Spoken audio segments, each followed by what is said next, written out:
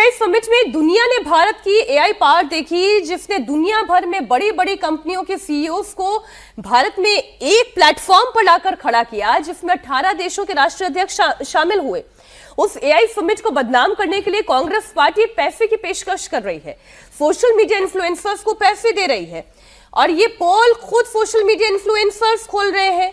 अब आप ये भी सोचिए कि किस तरह से, अगर कांग्रेस पार्टी की पीआर टीम का ही ये काम है और ये काम वो कर रही है, तो यहां पर भी कोई सिंक्रोनाइजेशन नहीं है। खुद सोशल मीडिया इन्फ्लुएंसर्स उनकी पोल खोल रहे हैं। एक और बयान आपको सुनाती हूं।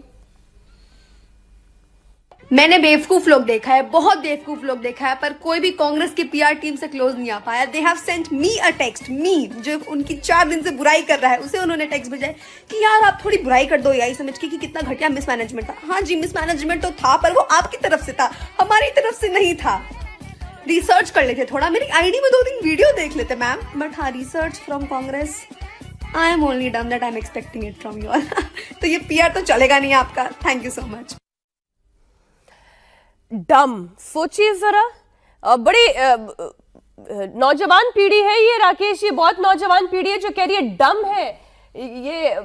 राजकुमार जी, ये जो जिस तरीके की चर्चा है, ये तो भद पिट गई है कांग्रेस पार्टी की। मुझे बोलने में कोई गुरेज नहीं हो रहा है। अगर ये सारी बातें जो सोशल मीडिया इन्फ्लुएंसर्स कह रहे हैं 100% सच है, तो भद पिट गई है कांग्रेस। मैं 2 चीजें और कहना चाहता हूं कि आज की तारीख में एआई में 2 वर्ल्ड पावर है, अमेरिका और चाइना।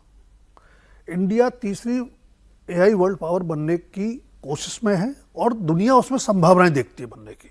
ये हमारी ग्लोबल एआई समिट से साबित हो गया। जिस तरह से लोगों का पार्टिसिपेशन हुआ, चाहे कॉर्पोरेट की बात हो, चाहे आईटी कंपनीज की बात हो, या राष्ट्राध्यक्षों की बात हो। और आप उस देश की सबसे पुरानी पार्टी, वो पार्टी जिसने उस देश पर सबसे ज्यादा लंबे समय राज किया है, वो उस समिट को सैबोटाज करने की कोशिश करती है। तो मुझे लगता है कि इंट्रोस्पेक्शन करने की जरूरत है। दूसरी बात, अभी राकेश जी ने भी जिक्र किया, आपने कहा 3 देशों की बात हुई, श्रीलंका, बांग्लादेश और नेपाल, जहां सोशल मीडिया या जेन जी जिसको नाम दिया गया, उसने एक बड़ा परिवर्तन सत्ता में किया।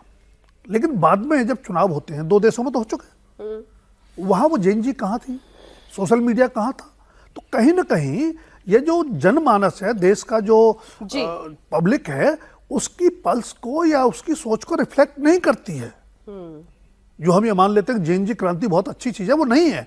क्योंकि अगर ऐसा होता तो बांग्लादेश में जो पार्टी है, नेशनलिस्ट सिटीजन पार्टी, उन्हीं लोगों की पार्टी थी जिन्होंने विद्रोह किया शेख हसीना के खिलाफ, उनकी इतनी दुर्गति नहीं होती। श्रीलंका में वो लोग कहाँ हैं, और नेपाल में फिर चुनाव हो रहा है। तो अगर आप उसको इंडिया के भी रिफ्लेक्शन में देखें, तो फिर राकेश ये कहे कि कांग्रेस पार्टी कहाँ है? वो तो ना जेनजी के बीच में है, ना वो मिलेनियल्स के बीच में है, ना वो जेनेक्स के बीच में है। कहाँ है कांग्रेस पार्टी, किन के बीच में है? नहीं मीनाक्षी जी, इसमें सबसे बड़ा प्रश्न ये उठता है कि क्या कांग्रेस भारत को विकसित राष्ट्र के रूप में नहीं देखना चाहती क्या?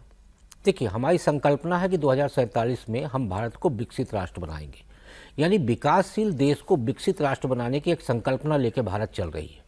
और जब भारत चल रहा है तो यानी समूचा 140 करोड़ जनमानस के डेवलपमेंट की बात सोची जा रही है। और उसमें एआई, यदि आपको आगे बढ़ना है और उन समृद्धशाली देशों के साथ खड़े होना है, तो आपको टेक्नोलॉजी में भी समृद्धशाली होना पड़ेगा। और उस समृद्ध के लिए आपको एआई तकनीक को अपनाना पड़ेगा। इस एआई तकनीक को अपनाने के लिए यदि भारत आगे बढ़ रहा है और उसके लिए दुनिया के तमाम तकनीकी देशों के साथ मिलकर यदि भारत में समिट हो रहा है, तो मुझे लगता है इसका विरोध करने का तात्पर्य ये हुआ कि आप भारत के विकास के पक्षधर नहीं हैं।